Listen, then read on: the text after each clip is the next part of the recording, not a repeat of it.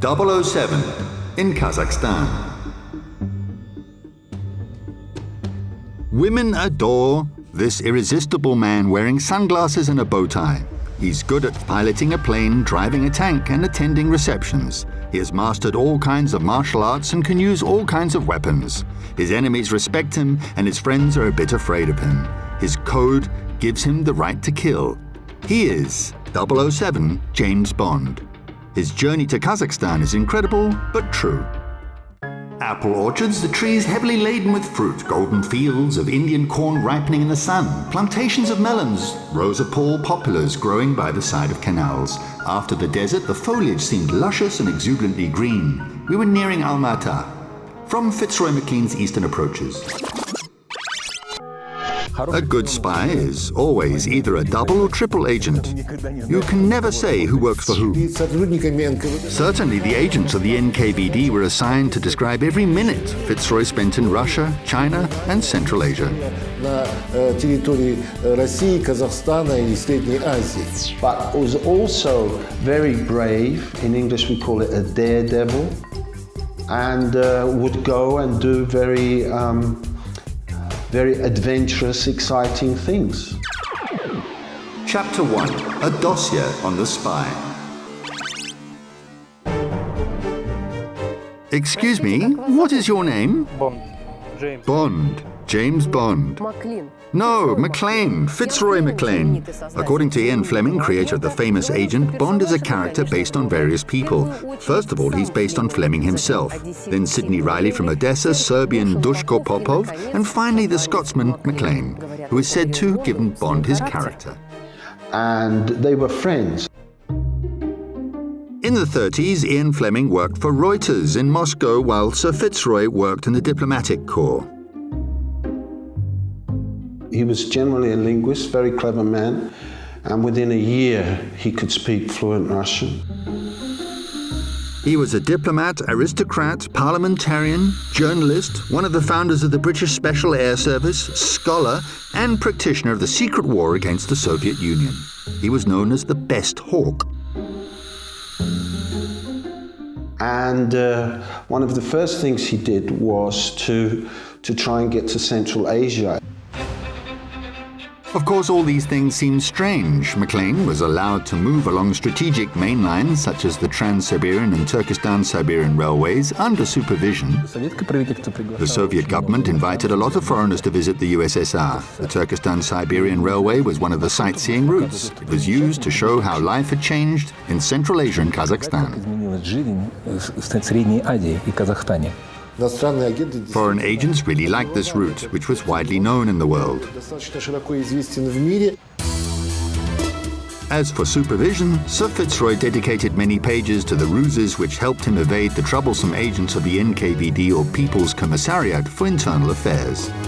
There was always an NKVD person watching him. He knew about it.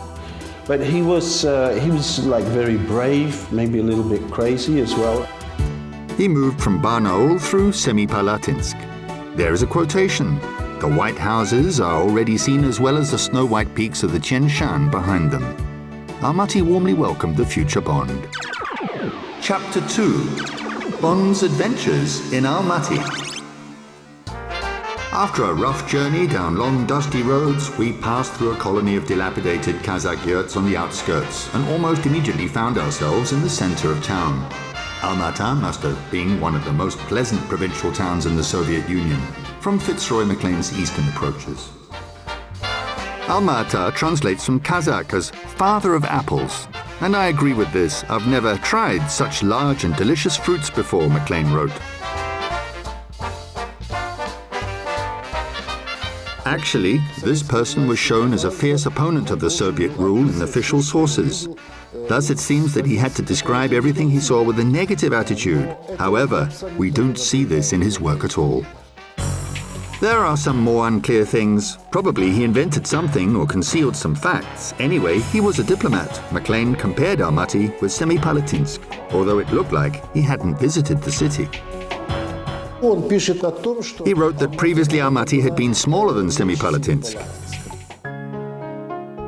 Then there is 007's unique evidence about the city's appearance in the autumn of 1937. There are wide streets located perpendicularly to each other. Wooden and stone houses are painted white. The buildings were pre-revolutionary and ultra-modern. These buildings included Government House, Telegraph Office, the cinema, scientific institutions, shops, and a few houses. The Dom Sovietov Hotel was located a bit away from the pavement. There were very beautiful flower beds there, and there were fountains. There are a lot of goods in the shops, especially in grocery stores. Trams are running regularly. The majority of the streets are asphalted. There is a large market in the city center. The population equally speaks Kazakh and Russian. Maclean was surprised at these facts. In general, the man Bond was based on liked Almaty. I'm deeply impressed by the prosperity and progress, he wrote in his book. Having got off the train, James Bond, or the person he was really based on, went to the restaurant of the Dom Sovietov Hotel. He expected to see a dirty room, gloomy waiters, and unpalatable food there. However, the reality was different from his expectations. The restaurant was clean and cozy, waiters were friendly, and the food was delicious. He had some adventures too. When he arrived in the city, he started looking for a place to stay. He found two hotels. One was the NKVD hotel and the other was the Dom Sovietov hotel. Both of them were packed. He was even going to sleep on a bench. However, he was lucky and slept in the red corner under the monument of Lenin, spreading his arm. A portrait of Stalin was on the opposite side. 15 people who were there on a business trip were snoring too. Then his opponents, wearing shoulder straps, helped him as a special agent stay in a cozy room of the Dom Sovietov hotel. There are some photos. You can see that the interior was very simple. There are square columns and a favorite of that time, wood-like panels, and everything painted with ordinary paint. Sir Fitzroy went to Talgar by lorry the next day. He wrote that it wasn't easy to find a car, or petrol for a car to be exact. There were problems with fuel. He described, as most people I know do, like Kazakh people being kind and welcoming. The Talgar Bond was supervised by two very watchful NKVD officers. They inspected fields and gardens and then had dinner at a local gardener's. The cottage contained one large room where the occupants slept and ate, a kitchen and a space for drying fruit and vegetables. It was built of mud bricks and whitewashed inside and out. We found a very old peasant woman and her two grandchildren aged 4 and 5. They seemed delighted to see visitors, and the grandmother immediately started to prepare a meal while I played in the garden with the puppy, the children, and the NKVD man from Fitzroy Maclean's eastern approaches. Then he saw the summer pastures, yurts, Issyk Lake, and he swam in the cold water and slept on the shore. Watching the full moon over the lake, thinking he's one of the few Englishmen or even Europeans ever to see that sight. Almost a week was spent in Almaty and its suburbs. Maclean didn't speak about the time precisely, and it wasn't clear why. After that, he went to Samarkand and was going to come back the following year. Chapter 3. Never Say Never. In June 1938, Sir Fitzroy was following the Moscow-Almaty route, planning to go to China. Yes, of course, authorized bodies told him, and started his trip. He went through Arus, Shymkent, and as he said, other pleasant villages covered in poplar groves.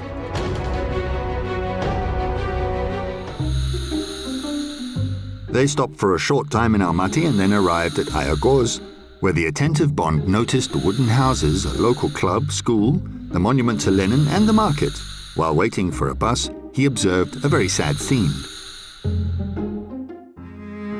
Before leaving Ayagos, I witnessed a detachment paraded on the platform, where they proceeded to take charge of a contingent of prisoners who were then herded into a heavily barred truck. The prisoners, largely Kazakhs, seemed for the most part indifferent to their fate, from Fitzroy Maclean's eastern approaches. The bus was 2 hours late and it was overcrowded. There were collective farm members and 6 small children on board. It was hot and impossible to open the windows. Some passengers had fainted.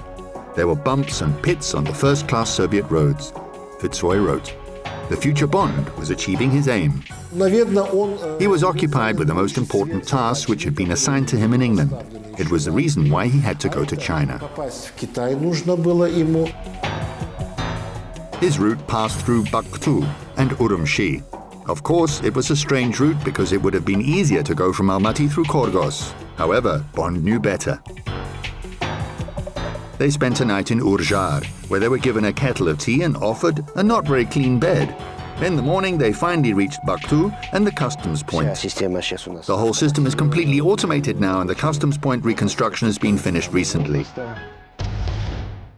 It's natural that nothing was automated in the 30s. A Soviet border guard checked the documents and, smiling suspiciously, sent Sir Fitzroy to the Chinese side. Nobody smiled there. They kept him in a closed room for hours and then went back saying, "We have no instructions about you." The Kuomintang administration, officially ruling China, was an ally of the Kremlin at the time. He was advised to return to Almaty and then get in touch with the consul. Feeling that he was being made a fool of, the handsome agent left. He was going back by the same bus as if it had waited for him, and he was even more crowded. This time, the agent counted 8 children.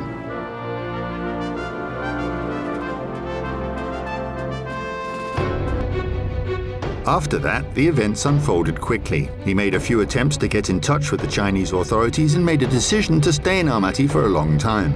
He was in the Dom Sovietov hotel, and after, he had a filling dinner. He heard a loud knock at the door at night.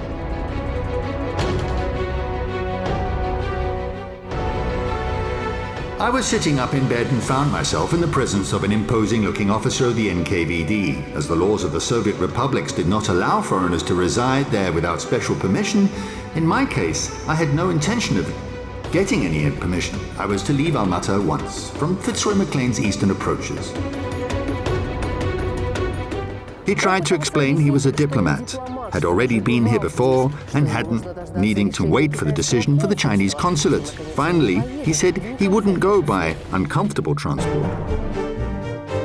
It was useless. As for comfort, he was provided with escorts and a berth in a compartment. The future Bond went to Moscow but promised himself that he would certainly return. In October 1938, Maclean was in the Aral Sea region.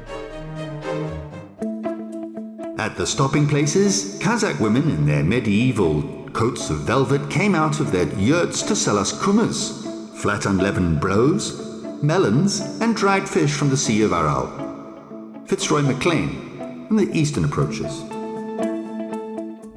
Afterwards, he went to Uzbekistan and Afghanistan. He planned to return to Moscow through the steppes of the Caspian Sea region. However, he was denied that because a cholera epidemic had struck Afghanistan, and they said that Maclean's arrival could have negative influence on the sanitary and epidemiological situation in the region. Epilogue. From Kazakhstan with love. As we know, everything happens for a reason, especially when it refers to the person James Bond was based on. His first appearance was connected with apples, the moon over a lake, and collective farm members. It becomes clear that he was doing there if we look at the information he gathered. This information was used in his future projects aimed at the USSR's collapse. The Soviet and Chinese agreement on cooperation was signed the day before. The first 2 squadrons, fighter bombers, were sent from Almaty to Lanzhou in autumn of 1937. It was military help for China in fighting against Japanese militarism. There were flight personnel training centers in Urumqi, where Maclean wanted to go. Soviet instructors taught the Kuomintang members in the late 30s too. In addition, rumors spread that training bases for saboteurs were in the foothills of the Trans-Ili-Alatau, including Medel, Talga, and Issyk. Some were trained near Medel, where there was an NKVD base. British people were famous for their analytical skills, which helped gather information. James Bond, or Fitzroy Maclean to be exact, was almost famous for that. This is what 007's journey in Kazakhstan was really like.